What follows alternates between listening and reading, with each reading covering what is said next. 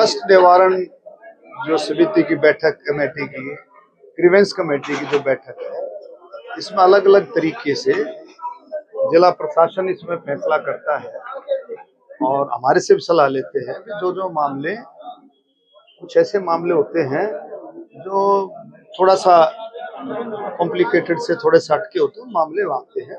आज के मीटिंग में 12 एजेंडे आए, अलग अलग किसी की कोई पानी की समस्या है, कोई सीवर की है, छोटी छोटी चीजें हो जाती है। लेकिन नायब सैनी जी के नेतृत्व में पूरे हरियाणा में पूरी कोशिश रहती है कि बहुत अच्छे तरीके से हरियाणा विकास के रास्ते पर जिस तरह से दौड़ रहा है हर तरीके से, और फिर भी छोटी मोटी चीजें आती रहती हैं, उनका समाधान भी तुरंत हो जाता है, तुरंत समाधान हो जाता है। पिछली बार जो समस्याएं आई थी, लगभग उन समस्याओं का समाधान हो गया है।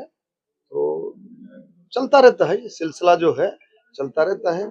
और जो मोदी जी के संकल्प से सिद्धि, हमारे प्रधानमंत्री जी के मार्गदर्शन में, हरियाणा में नायब सैनी जी के मार्गदर्शन में संकल्प से सिद्धि, सेवा, सुशासन और गरीब कल्याण के 11 साल आप देखेंगे हर वर्ग को जो है बहुत अच्छे तरीके से हर वर्ग ने उन्नति की है।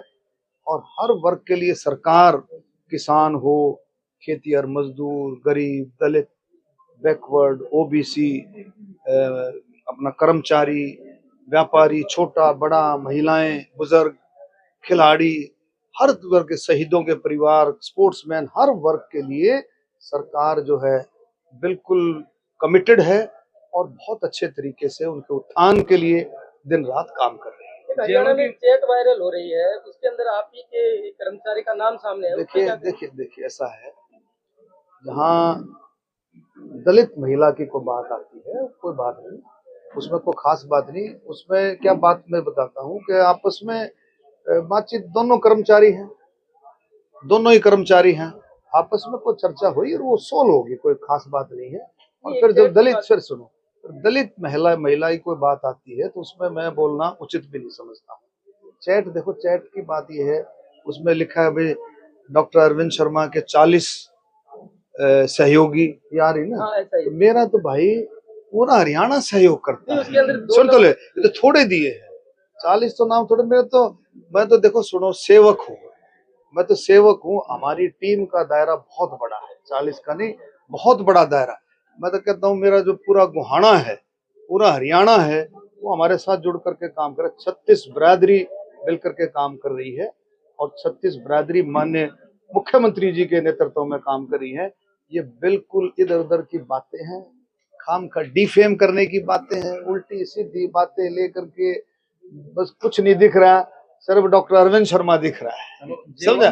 अरविंद शर्मा दिख, और जो कि इतनी ईमानदारी के साथ सारा काम हो रहा है, लेकिन कुछ नहीं दिखा। अरविंद शर्मा चल। आप सर जेलों की बात करेंगे, जेलों में अक्सर गैंगवारी देखने को मिलती है, हथियार कैसे पहुंचते हैं? देखिए ऐसा कहाँ पहुंचा, आप ऐसे नहीं, देखो आप ऐसे बात मत करो।